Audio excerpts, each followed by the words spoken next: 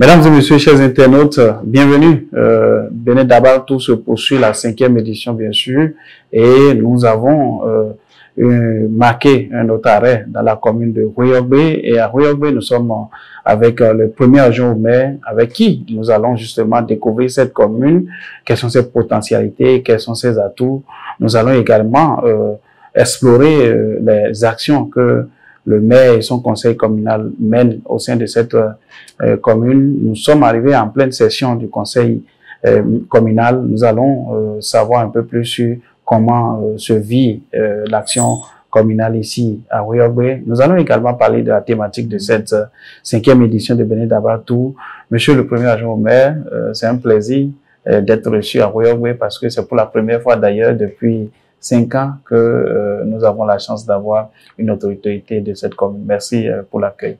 C'est moi qui vous remercie de penser à faire connaître Rouiogbe. C'est un plaisir de vous accueillir chez nous.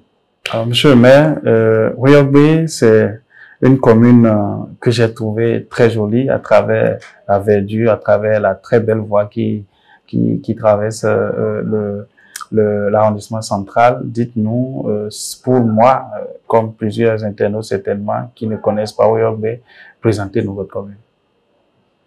Merci. La commune de Rouiogbe est une commune du Bénin, évidemment, dans le département du Mono. Oui.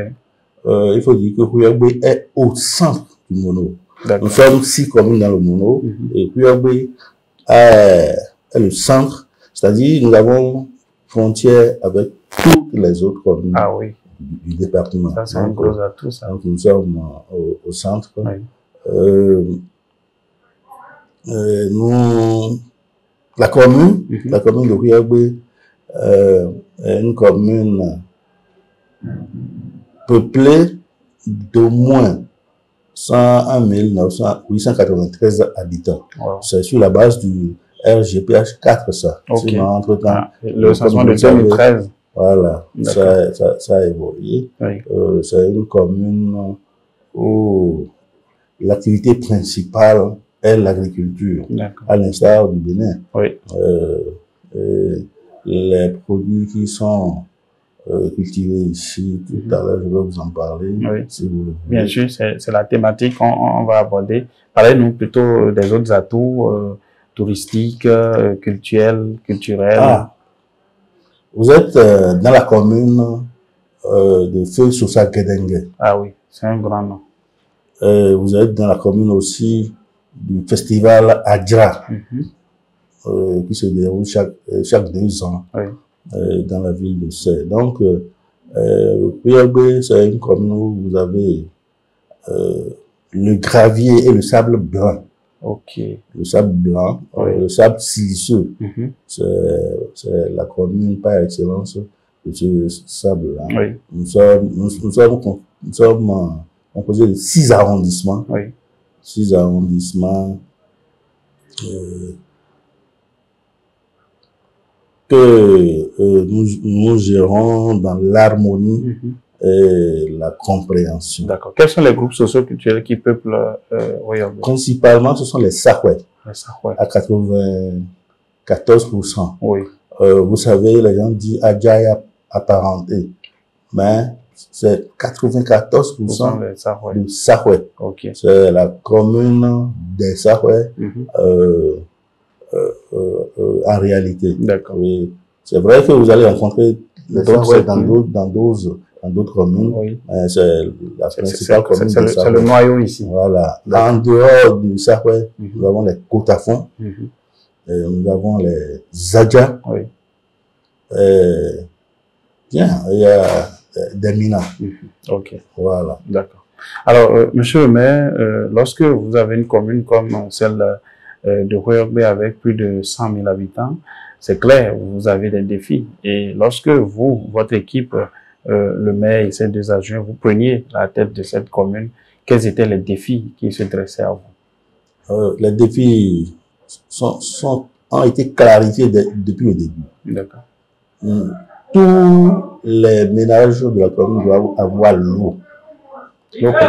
Voilà. Tous les enfants doivent aller à l'école. et pas loin de chez eux. Nous devons avoir l'électricité à proximité pour les activités, pour toutes les activités en réalité. Donc, ce sont ces défis qui étaient les vôtres. Qui étaient les nôtres, principalement. Oui, principalement. Oui. Ces défis-là qui étaient les nôtres. Alors, il y a déjà, si je prends la dernière mandature depuis 2020, ça fait déjà 5 ans. Dites-nous, quels sont ces défis, parmi les défis que vous avez cités, et à quel niveau vous avez déjà relevé les défis? Quels sont les défis que vous avez déjà relevés? Quand nous étions élus en 2020, le taux de couverture en eau potable dans notre commune était à 57%. Nous l'avons relevé à plus de 80%. Et je vais remercier aussi le gouvernement dans cette activité, le gouvernement qui nous a permis de construire, de faire 2 forages et de construire pour nous de grands châteaux, 2 châteaux à grand diamètre afin de couvrir tous les besoins en eau de notre commune. C'est vrai que les travaux sont encore en cours, mais nous savons que ce pari-là est déjà gagné. Les populations vont commencer par vivre la réalité très bientôt. Nous pouvons parler aussi des écoles. On a construit beaucoup de modules de salles de classe. La dernière fois, en novembre, nous avons encore gagné un autre module de classe grâce à notre coopération avec d'autres villes. Il y a aussi la réfection. Vous savez, à l'école, il y a la construction, il y a aussi les réfections. Je crois que dans le domaine scolaire, nous faisons ce qu'il faut. Depuis 2 ans, nous subventionnons toutes les écoles primaires publiques pour l'organisation des travaux et des examens. Comment vous appelez ces examens-là? CEP. BPC. Les examens blancs. OK. Pour préparer les enfants à aller au CEP. Ce qui a permis d'accroître le taux d'admission de nos élèves aussi bien au primaire qu'au collège, parce que nous subventionnons aussi les TD de nos enfants qui sont au collège. Donc, il y a plusieurs actions dans le domaine scolaire que, heureusement, nous arrivons à réaliser et nous constatons les résultats qui en parlent. D'accord. Merci beaucoup, monsieur le maire, pour ces clarifications. On se rend compte vraiment que l'équipe communale est à pied d'œuvre pour offrir le meilleur à la population. Alors, à part vous, vos propres actions en tant que conseil communal, en tant qu'équipe communale, il y a également le gouvernement qui mène des actions dans les communes. Dites-nous, pour ce qui concerne la commune de Royaume-Uri, quelles sont les grandes actions que l'État a menées dans votre commune? Le gouvernement a mené plusieurs actions dans notre commune. Je vais parler, par exemple, de la prise en charge des enseignants sur tout le long de l'année. Vous savez, il y a une pénurie d'enseignants sur le plan national. Chez nous, les classes ont trouvé suffisamment de maîtres pour couvrir le besoin. Pour couvrir le besoin, et ça, c'est ce qui concerne les écoles primaires publiques. De la même manière, au secondaire, le gouvernement fait beaucoup pour l'apaisement du climat social, la construction des modules de classe. Il y a une action très importante. Il y a quelques années, l'état de notre route là n'était pas aussi beau comme vous êtes en train de l'admirer tout à l'heure. Je crois que le gouvernement a fait un projet de renforcement de cette voie, de Comé, oui. en passant par Boupa, Pas. pour venir chez nous au Grand Carrefour. Oui. Donc, il y a cette action-là. Mhm. Il y a la fibre optique Oui. qui est passée, Qui est déployée dans la commune. déployée dans notre commune. D'accord. Vous voyez la route Kolodo, là, il y a une route ici que nous appelons Kolodo. Okay. Comé Lokosa Dogbo. Ah, d'accord. Voilà. Comé Lokosa Dogbo. Le gouvernement a finalisé ce projet-là. Oui. Je crois que la mobilité, en ce qui concerne les déplacements oui. en voiture, c'est plus confortable aujourd'hui. C'est plus confortable. D'accord. Nous avons l'eau. J'en avais parlé tout à l'heure. Deux grandes SAEP. Oui. SAEP, les systèmes d'approvisionnement en eau potable. 2 châteaux de 100 mètres cubes de diamètre. Ah, oui. Vous imaginez. C'est immense. Voilà, pour régler définitivement le problème d'eau. Il y a beaucoup d'autres choses qui ne sont pas palpables, mais qui se font. Je vais vous parler par exemple de la prise en charge des enfants dont les parents sont pauvres, aussi bien au collège, au primaire, que dans les ateliers d'apprentissage. Il y a des transferts monétaires que le gouvernement fait. Et vous allez constater que cela permet de ralentir le taux de déscolarisation et de grossesse précoce que nous constations dans notre commune. Je ne pouvais pas énumérer toutes les actions. Maintenant, il y en a. Alors, tout à l'heure, je disais à l'entame de l'émission que la thématique de cette année, c'est agriculture et changement climatique, quel impact sur la sécurité alimentaire.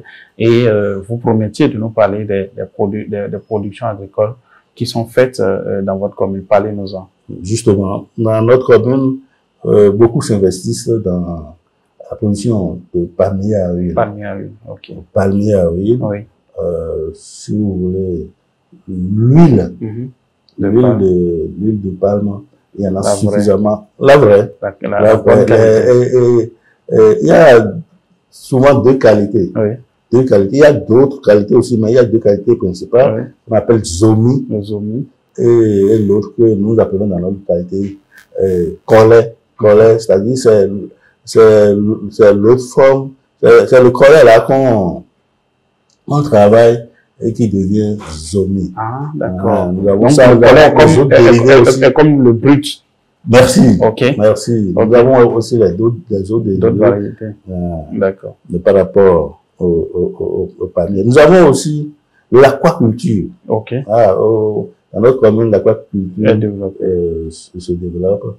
Et si vous venez ici, vous allez aussi trouver du gari. Le gari, donc le manioc est cultivé. Ah oui, le manioc est cultivé, donc est transformé en gari, en tapioca. Merci beaucoup, tapioca, ainsi de suite. Donc, ce sont les principales cultures. Nous avons initié récemment l'élaboration de notre plan communal de développement agricole. Les experts nous ont, après leurs études, ont montré que il y a plusieurs autres cultures, mais ce sont ces trois là qui sont les principales. Okay. C'est vrai que si vous venez ici, vous allez trouver aussi du maïs. Du maïs, on fait du maïs. C'est pas à l'échelle industrielle, mais vous savez, nous au moins une activité de subsistance pour que les populations. Merci beaucoup. Puisque chez nous mangeons la pâte. Ah oui. La pâte de maïs. La bonne pâte. Voilà. Comme je l'aime. Et la grande partie du maïs est produite sur le terrain. D'accord. Alors, lorsque nous avons ces productions et nous savons qu'aujourd'hui, le monde entier est abstrait aux effets du changement climatique, dites-nous comment Huyogbe vit le changement climatique en rapport avec les différentes cultures que vous venez de citer. Je vous remercie beaucoup par rapport à cette thématique. Vous savez, je vais vous donner un petit exemple. Récemment, la culture, le maïs qu'on a fait n'a pas donné. Ça n'a pas donné. Ça n'a pas donné. La dernière saison. Merci. La dernière saison n'a pas donné parce que les pluies ont été rares, mais ne sont pas arrivées n'ont pas duré dans le temps. N'ont pas duré dans le temps. Et sont venus à des périodes où on ne les attendait pas. Oh là là. Donc, il y a un dérèglement au niveau de la fréquence des pluies et des moments où les agriculteurs attendent la pluie pour travailler. Ça, par exemple, ce sont les conséquences du changement climatique. Des fois, on n'a pas de pluie, mais quand on veut avoir la pluie tombe abondamment. C'est-à-dire jusqu'à dépasser ce qu'on espère. Oui. Donc, et en fin de compte, ça ne sert plus à rien. Merci beaucoup. Nous avons constaté ce dérèglement-là. On n'arrivait pas à l'expliquer. Oui. Il y a 3 semaines, nous avons lancé l'élaboration d'un plan d'adaptation au changement climatique que un expert est en train de nous faire. Oui. Je peux vous dire que on ne savait même pas qu'on vivait les effets du changement climatique jusqu'à ce niveau-là. Notre commune, en réalité, n'était pas une commune aussi chaude. Par le passé. Il y avait un temps de chaleur, il y avait un autre temps de fraîcheur. Oui. Mais aujourd'hui, la chaleur, merci beaucoup. Merci de m'aider. La chaleur prend la grande partie du temps. Ça fait que, comme vous-même le savez, c'est vrai que nous sommes nés en Afrique, mais c'est pas toujours facile de vivre avec la chaleur. Donc, il y a ces effets-là. Alors, quel est l'impact de ces effets sur la sécurité alimentaire? Vous avez dit tout à l'heure la saison dernière n'a pas donné. Oui. Voilà. Ça veut dire quoi? Ceux qui avaient généralement du maïs en abondance chez eux n'ont plus ça. Donc, vous constatez qu'il y a quelque chose qui va leur manquer. En dehors de ça, il n'y a pas cette production-là qui n'a pas besoin de pluie. Il faut forcément la pluie avant. Et il faut la pluie au bon moment où l'agriculteur en profite. Oui. Donc, il y a tout ça. Et comme vous le savez, si le producteur de maïs n'en a pas, le producteur de haricots, ainsi de suite, si tous ces produits-là arrivent à la quantité diminue par rapport à ce qu'on constatait, vous imaginez les conséquences sur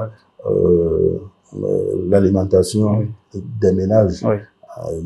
Donc ça fait aussi que beaucoup quittent la localité pour aller chercher à s'approvisionner ailleurs. Ah oui. Vous voyez qu'il y a une évasion. Ah oui. Une évasion. Une évasion des bras valides de la commune. Voilà. Donc, il y a tout ça qui se passe. Les gens se découragent et vont chercher ailleurs. Oui. Et puis, l'exode rural, ça s'accentue. C'est vrai que aujourd'hui, le Nigeria ne donne plus comme avant. Oui. Mais les jeunes cherchent d'autres issues pour fuir la misère. D'accord. Merci beaucoup, monsieur le maire, pour toutes ces précisions, pour toutes ces explications. Notre initiative Bénin Dabal Tout est soutenue cette année par un groupe, le groupe KDK, qui est d'Ami Dada de Pessou. Il s'agit d'un groupe qui a une ferme agricole dans la commune de Tchaouro. Vous connaissez? Je connais. Voilà. Une université agricole à Parakou et un lycée agricole. Et c'est un groupe qui appartient à l'honorable Charles Toko. Voilà. Voilà. Donc, nous sommes soutenus par ce groupe et dans le partenariat qui nous lie, le groupe met à la disposition de toutes les communes que nous allons parcourir 2 demi-bourses. Alors, oui, pour une formation. Quelle bonne nouvelle. Ah oui. au lycée agricole et à l'université. Donc, après cet entretien, nous allons vous remettre la demi-bourse de la commune de Houé-Ogbé. Et dites-nous quel honneur. Non, je suis particulièrement content à deux titres. Oui. Je vais avoir l'honneur de transmettre au maire cette bonne information. Oui. La deuxième chose, c'est que, comme on le disait depuis le début, que ce soit au Bénin, je l'ai dit aussi tout à l'heure, notre base économique, c'est l'agriculture. Absolument. Et quand quelqu'un vient à mettre à la disposition des populations une école, un lieu où il faut apprendre il faut former des techniciens du domaine agricole. Et je crois qu'on ne peut que l'applaudir et l'aider à évoluer davantage. Donc, je voudrais remercier l'honorable Charles Tokor pour toutes ces actions. D'accord. Merci beaucoup, monsieur le maire. Alors, c'est la fin de cet entretien. Vous allez dire votre mot de la fin à l'endroit des populations de Houé-Ogbé, à l'endroit du maire de la commune, à l'endroit du chef de l'État, et voilà. Mon mot de fin s'adresse premièrement à l'honorable député maire Cyriaque Domingo. Je voudrais lui dire que nous le remercions de travailler à ses côtés sous son leadership éclairé. Je lui souhaite une longue vie pour nous permettre, nous aussi, d'apprendre auprès de lui à faire comme il en a l'habitude, les biens à nos populations, à guider nos populations. Maintenant, par rapport à l'endroit du chef de l'État, je voudrais le remercier pour toutes les actions que le gouvernement est en train de mener dans notre commune, depuis le PAG 1 jusqu'au PAG 2. On ne le croyait pas, mais nous constatons aujourd'hui les fruits des efforts qu'il est en train de fournir pour le bien-être de nos populations. Nous ne pouvons que lui dire merci et lui dire que nous le soutenons. Hein? Nous le soutenons jusqu'à la fin de son mandat, où nous sommes déjà certains que le mandat aura un résultat, un bilan positif. Merci beaucoup, monsieur le maire. Mesdames et messieurs, chers internautes, merci de nous avoir suivis. Nous étions dans la commune de Houé-Ogbé. Nous avons découvert cette très belle commune à travers ses atouts touristiques, ses atouts agricoles, économiques. Nous avons également découvert une commune qui habite le peuple Sahoué, le peuple Sahoué à 94%. Nous avons appris du premier adjoint au maire que cette commune regorge de plusieurs plantations de palmiers à huile. Donc la vraie boisson de palmier à huile, c'est ici. Le vrai palmier, la vraie huile de palme, c'est ici. Nous avons pris du plaisir à découvrir cette commune. Les actions menées par l'équipe communale également. Merci de nous avoir suivis. À la prochaine étape. Au revoir.